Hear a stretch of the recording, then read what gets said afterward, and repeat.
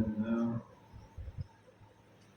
للكافرين والمنافقين.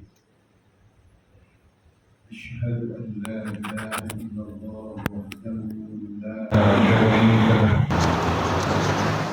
القوي المتين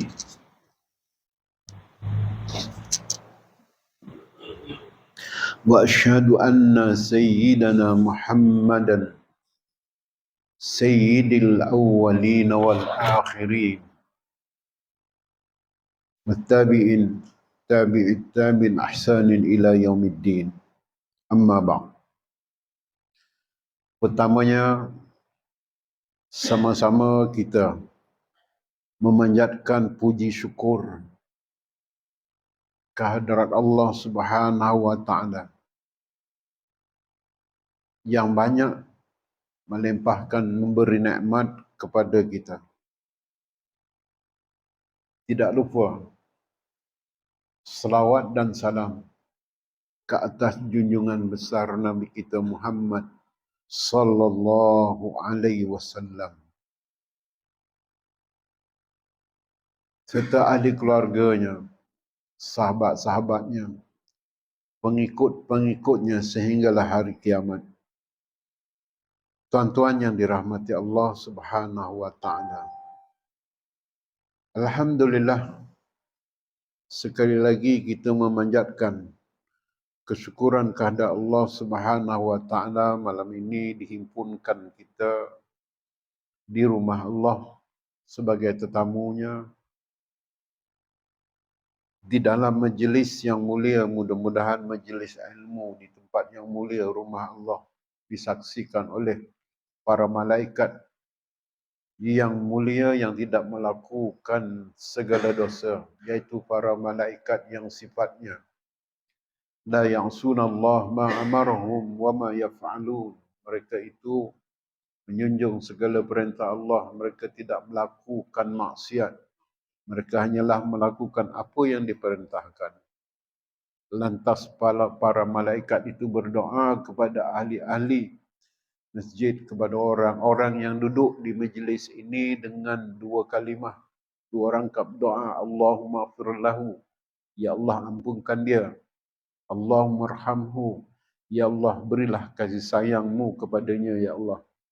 Mudah-mudahan yang hadir pada malam ini sentiasa berada dalam rahmat dan kasih sayang Allah Subhanahu wa taala.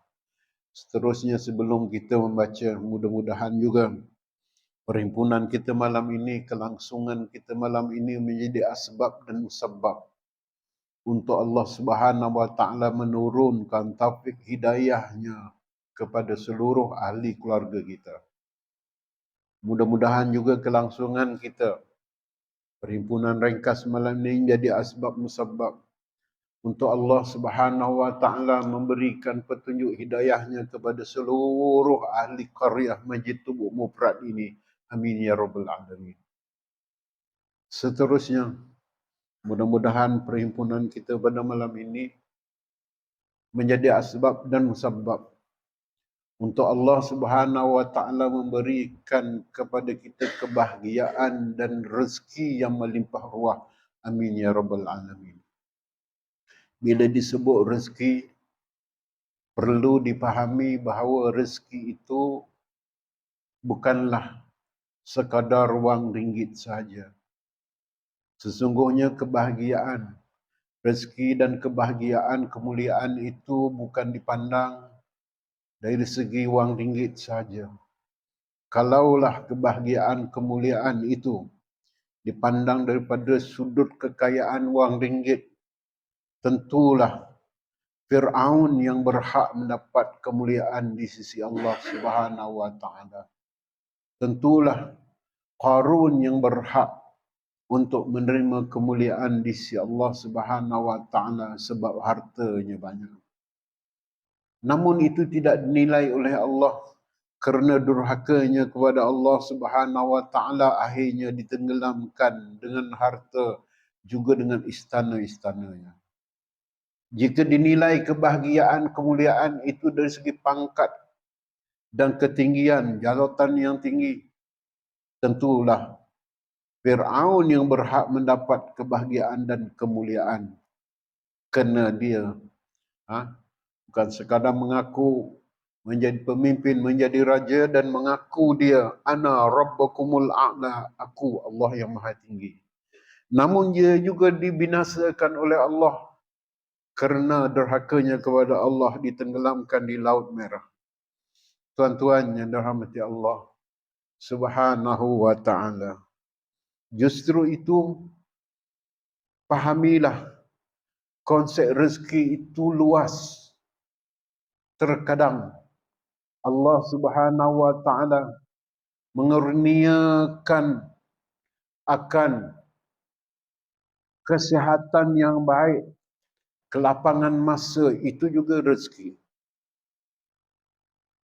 Tidak ada nilai kesihatan badan dan kelapangan masa itu.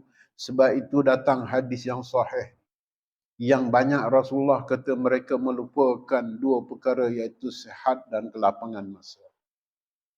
Sebab itulah, bagi orang yang pernah mendapat sakit kritikal dan sebagainya, baru ia merasa betapa nikmatnya sihat itu. Maka sihat itu rezeki daripada Allah Subhanahu wa ta'ala. Sebab itu, kalaulah kita bayangkan masuk ke tandas itu macam tak ada apa-apa. Tetapi Rasulullah mengajar, bila kamu boleh membuang air, bila boleh masuk ke tandas dengan memulakan doa, apabila kita telah qada hajat dan sebagainya, maka langkah pertama bila kamu keluar, sebut minta ampun kepada Allah. Ghufranak. Selepas kita minta ampun, ghufranak, bacalah doa Rasulullah ajar. Kena nikmatnya boleh membuang air kecil dan air besar sebagai contoh. Bacalah selepas ghufranak, alhamdulillahillazi azhaba anil aza wa'afini. Maha suci Engkau ya Allah, aku puji kamu kerana telah membuangkan daripada aku, menghindarkan daripada diri aku ni penyakit. Ya Allah, kurniakanlah wa'afini, kesihatan. 3 hari tak boleh kencing, pengsan kita. Seminggu tak boleh buang air besar, berguling kita. Maka sihat itu satu rezeki nikmat yang maha besar. Ambillah ruang peluang sihat itu untuk kita berbakti kepada Allah Subhanahu wa ta'ala. Terkadang Allah Ta'ala memberikan, kurniakan anak-anak yang berjaya, itu juga rezeki. Allah Ta'ala kurniakan kepada isteri yang solehah, itu juga rezeki. Isteri yang solehah ini, cirinya bila diperintah dia mengikut, bila dipandang sejuk mata memandang. Tuan-tuan yang dirahmati Allah Subhanahu wa ta'ala, maka akhir sekali terkadang Allah Ta'ala kurniakan rezeki itu antara yang paling besar. Kita boleh hadir di rumah Allah, duduk di majlis ilmu ini, satu rezeki yang maha besar. Bukan sia-sia duduk kita ini. Ketika Rasulullah berwasiat kepada Abu Zar Al-Ghifari, wahai Abu Zar Al-Ghifari, kamu sahabat aku. Alangkah baiknya kalaulah kamu ambil luang satu masa, duduk di majlis ilmu, terlebih baik daripada solat sunat 100 rakaat. Mudah-mudahan yang hadir pada malam ini, kita mendapat suatu pahala seolahnya duduk kita ini seperti solat sunat 100 rakaat. Amin ya rabbal alamin. Tuan-tuan yang dirahmati Allah Subhanahu wa ta'ala, saya tidak memanjangkan mukadimahnya, cukuplah sekadar itu, dan mudah-mudahan Yasin yang kita baca tadi menjadi asbab dan musabbab untuk dipermudahkan kepada yang sama-sama kita niatkan tadi. Ustaz Haji Ismail, syafaqallah sifaan ajila, ya Allah berilah kesihatan yang segera dan sempurna. Jika sebaliknya, kami minta permudahkan urusanmu ya Allah. Amin ya rabbal alamin. Tuan-tuan yang dirahmati Allah Subhanahu wa taala, kita baca buku kita.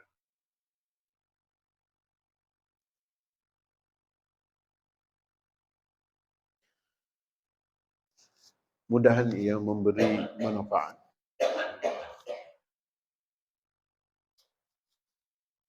Kita masih lagi di bawah tajuk beratnya maut dan kengeriannya. Kita masih lagi di bawah tajuk itu. Kita sambung malam ini. Ya.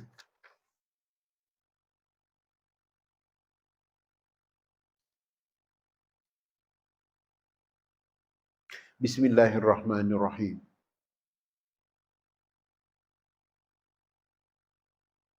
Sambungan daripada yang lepas.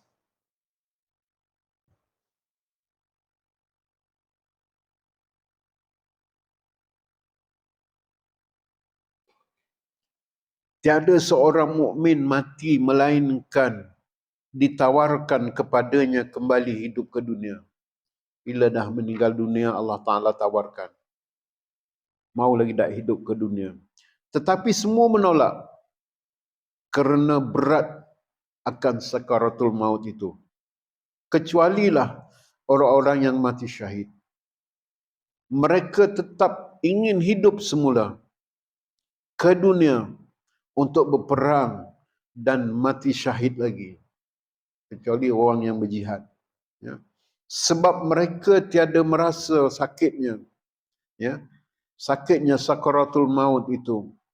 Juga kerana merasakan kebesaran akan kehormatan Allah Subhanahu wa taala kepada orang syahid. Nampak kita tak sampai hati tengok ya mayat-mayat bergelimpangan di Gaza, di Palestin, ya. Tapi tuan-tuan, pada hakikatnya bumi Gaza itu bumi yang istimewa. Tidak ada Rasulullah menyebutkan di dalam hadis qudsi bahawa Allah Subhanahu wa taala paling suka dan paling cinta bumi di atas dunia ni bukan Mekah, bukan Madinah, tetapi adalah bumi Palestin, Baitul Maqdis. Syam, Rasulullah kata, adalah yang Allah Ta'ala cinta itu adalah Syam. Yang di dalamnya ada Baitul Maqdis. Yang di dalamnya juga diceritakan nanti di dalam surah An-Nur ayat 15 ataupun ayat 55 bahawa orang Islam akan kembali memerintah. Orang Islam akan kembali, akan merebut balik Baitul Maqdis. Itu disebut dalam Al-Quran, kita kena yakin. Kamu akan kembali kali kedua untuk merebut dan untuk menjalankan syariat Islam. Jadi tuan-tuan, apa yang berlaku hari ini, ya, walaupun kita sedih, namun mereka adalah penduduk-penduduk yang terhormat di sisi Allah Subhanahu wa taala. Kematian mereka syahid, ya, dan mereka sedang berada di taman-taman yang disediakan sebelum mereka memasuki surga Allah Subhanahu wa taala. Diletakkan roh-roh mereka di burung-burung yang berwarna hijau berterbangan, ya, di Illiyin, ya. Tuan-tuan yang dirahmati Allah Subhanahu wa taala, tak apa nanti kita ambil tajuk yang lain, ya. Kita jangan sampai hilang fokus memberi sokongan kepada Palestin ini, ya. Bumi Gaza, Baitul Maqdis itu adalah disebut juga oleh Rasulullah tempatnya padang mahsyar kita nanti. Tuan-tuan yang dirahmati Allah Subhanahu wa taala. Kita sambung lagi. Ibrahim Idham ketika ditanya, "Mengapa engkau tidak mengajar? Kenapa kamu tak nak mengajar? Kamu orang alim." Jawabnya, "Saya masih sibuk dengan 4 macam. Aku masih sibuk 4 perkara, sebab tu aku tak nak mengajar." Dia orang alim, waliullah lagi, ya. Bila selesai urusan 4 perkara, saya akan mengajar. Ditanya, apakah 4 perkara itu? Maka dijawab oleh Ibrahim Idham, waliullah, seorang alim, ya. Maka dijawabnya, yang pertama, yang dia tak nak ngajar anak-anak muridnya, sekeliling masyarakat tanya, ya, aku ni sibuk 4 perkara. Apa yang 4 itu? Sebab 4 inilah aku tak nak mengajar. Pertama, saya sedang memikirkan Yaumul Misaq, ketika Allah menentukan misak, hari perjanjian, ketika Allah, ya, ketika Allah Subhanahu wa taala menentukan anak Adam, mereka ini untuk ke syurga dan ataupun ke neraka. Saya tidak mengetahui termasuk dari golongan mana. Bila dimisak nanti, di hari kebangkitan, di hari hisab, saya tak tahu sama ada saya ke surga ataupun saya ke neraka. Saya sibuk memikirkan itu, ya, untuk membuat persediaan. Maka tak sempat dia mengelak untuk mengajar. Itu yang pertama. Dua, saya memikirkan kejadian manusia. Aku fikir kejadian manusia ketika di perut ibunya.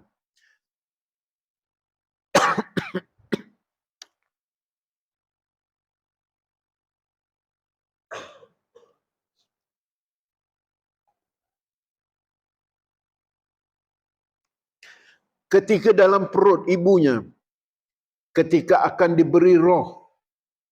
Ketika diberi roh, bila masuk 4 bulan, diberi roh dan malaikat disuruh mencatat untung baik ataupun celaka. Saya pun tidak mengetahui saya golongan mana. Apakah saya termasuk golongan orang yang mendapat saadah ataupun golongan orang yang mendapat saqawah, celaka. Kenapa? Apabila masuk saja 4 bulan, ya, ditiupkan roh, bertanya malaikat, hadis diuraikan oleh Ibnu Abbas, ya Allah, malaikat bertanya, janin ini yang mula berbentuk ini, yang nak dihidupkan ataupun gugur. Kalau Allah Ta'ala digugurkan, maka gugurlah dia. Kalau Allah Ta'ala kata hidupkan, hidup, maka bertanyalah malaikat itu 4 perkara. Tentang umurnya, tentang rezekinya, tentang kematiannya di mana, dan tentang untung baik ataupun untung yang tidak baik, baik ataupun celakanya. 4 perkara itu dicatat oleh malaikat. Maka Ibrahim Idham kata, aku tak pasti sama ada aku, ya, orang bahagia ataupun orang celaka. Jadi aku memikirkan kejadian kita, kejadian manusia ketika dalam perut ibu. 3, nanti malaikat maut datang kepadaku, lalu bertanya kepada Tuhan, apakah roh orang ini golongan orang Muslim, golongan orang Muslim ataupun bersama orang kafir? Ya? Sebab tak boleh menipu dah waktu tu. Saya pun belum mengetahui bagaimana jawapan Allah kepada saya.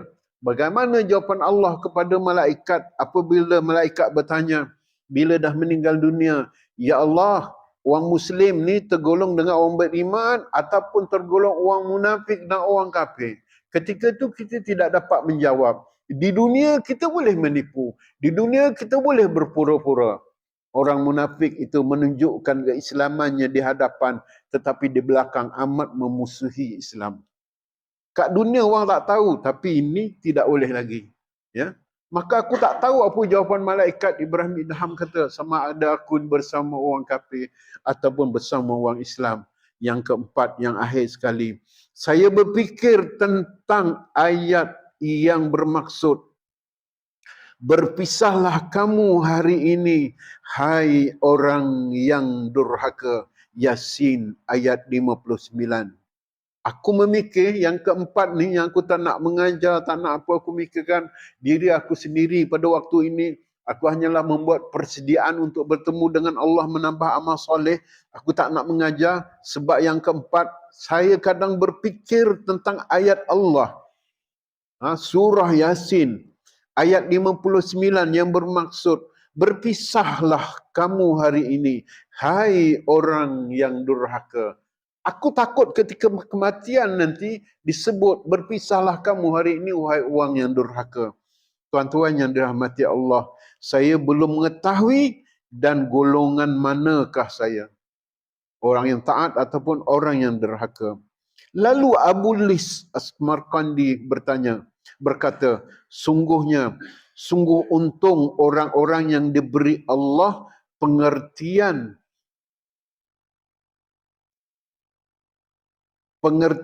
dan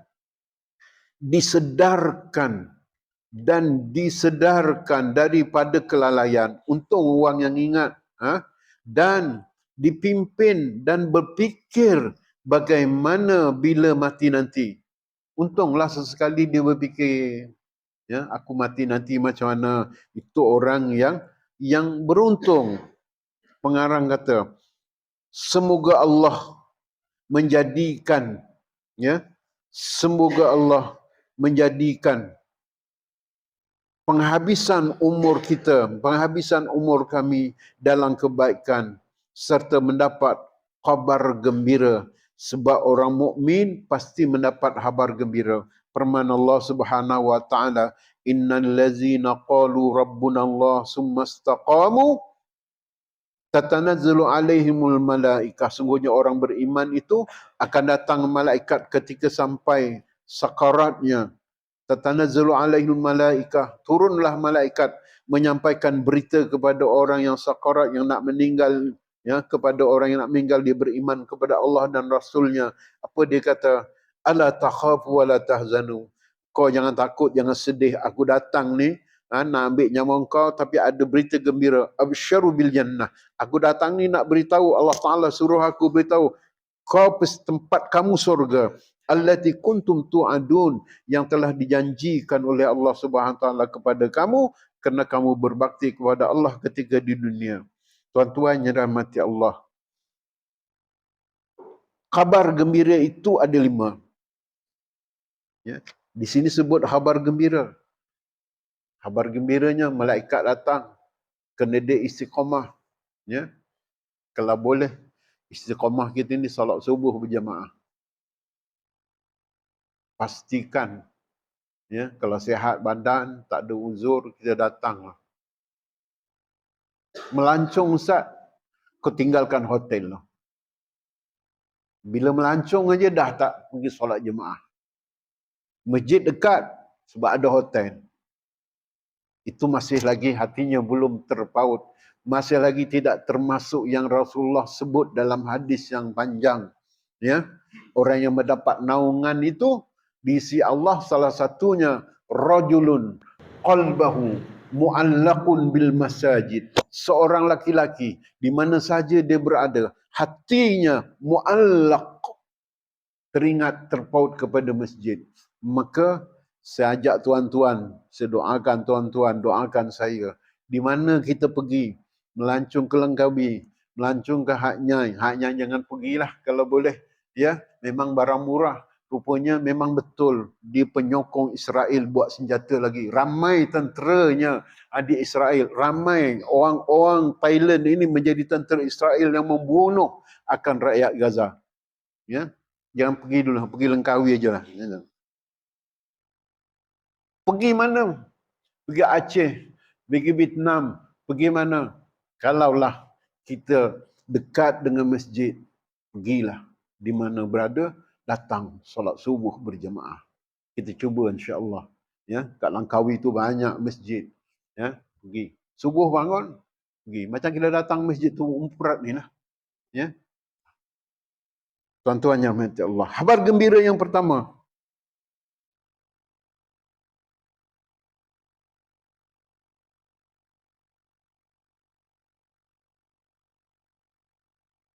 Satu, untuk kalangan orang awam dan orang mukmin diberitahu jangan takut. Untuk kita orang awam ni yang beriman kepada Allah, ya, khabar gembiranya kepada orang awam, kepada kita, jangan takut, kamu tidak akan kekal dalam neraka. Itu bahasa yang kita tak nak dengar.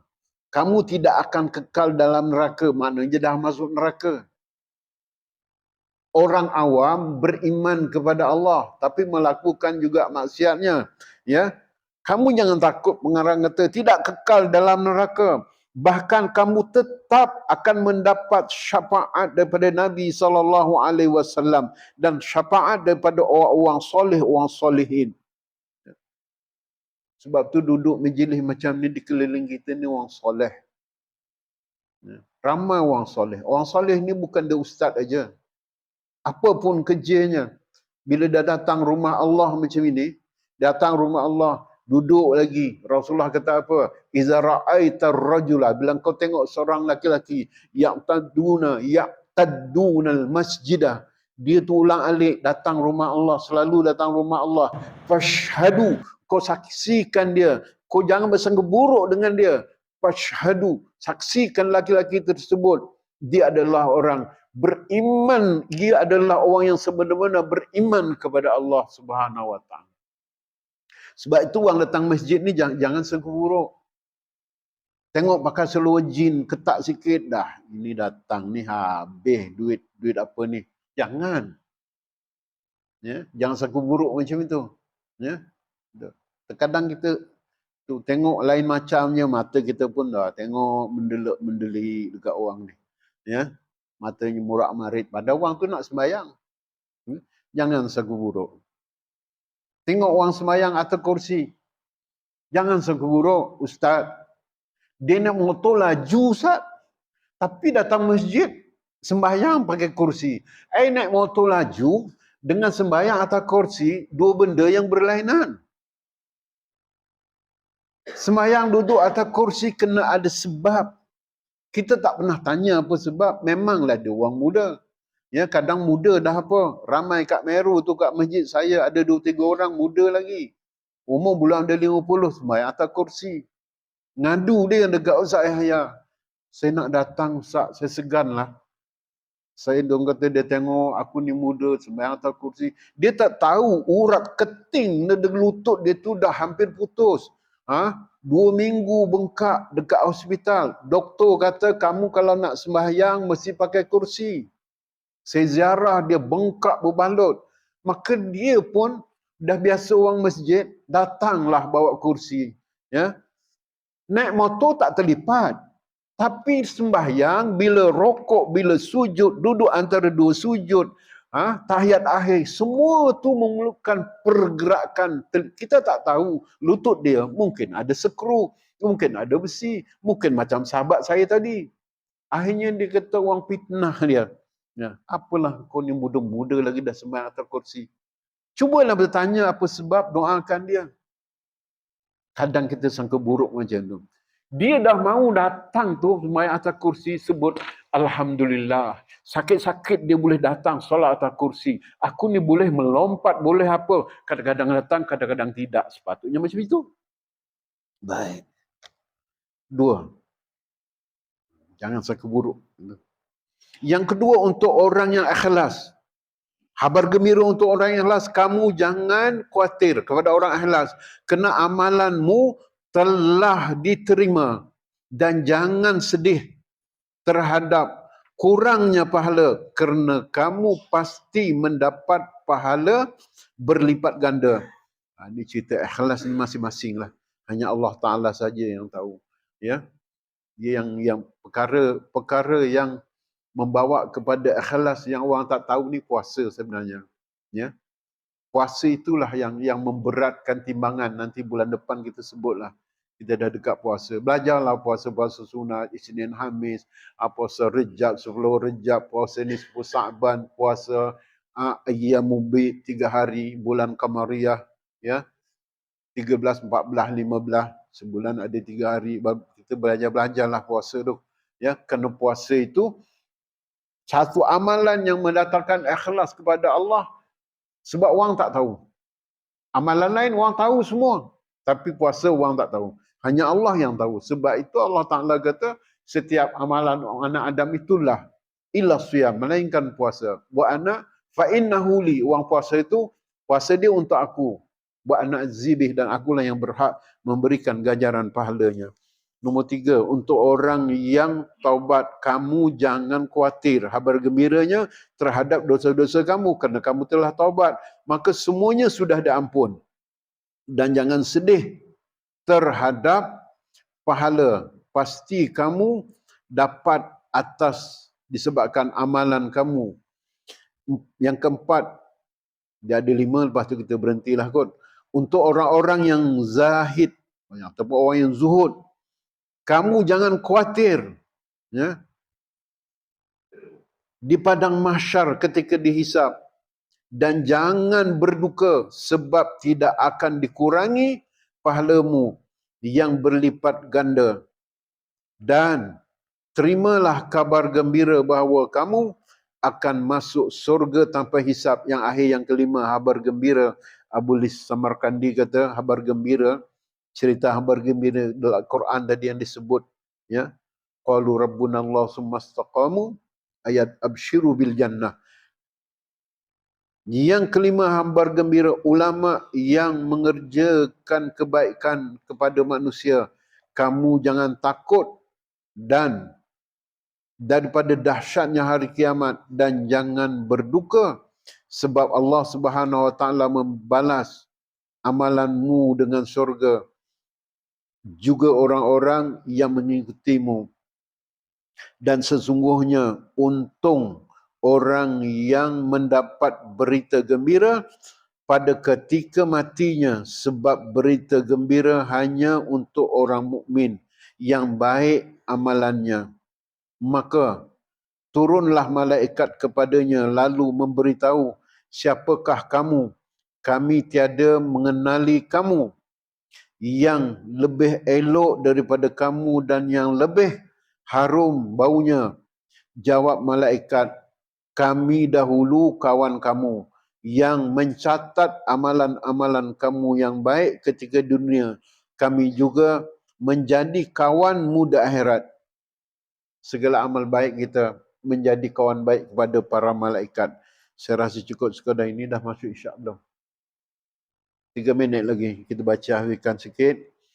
Maka seharusnya bagi orang yang berakal, sedar daripada kelalaiannya, dan tanda kesedaran itu ada 4. Orang sedar itu, orang yang sedar daripada kelalaian itu ada 4 pengarang kata. Pertama, orang yang sedar mengatur urusan dunia dengan tenang dan berasa masih banyak waktu. Dunia ni masih banyak waktu.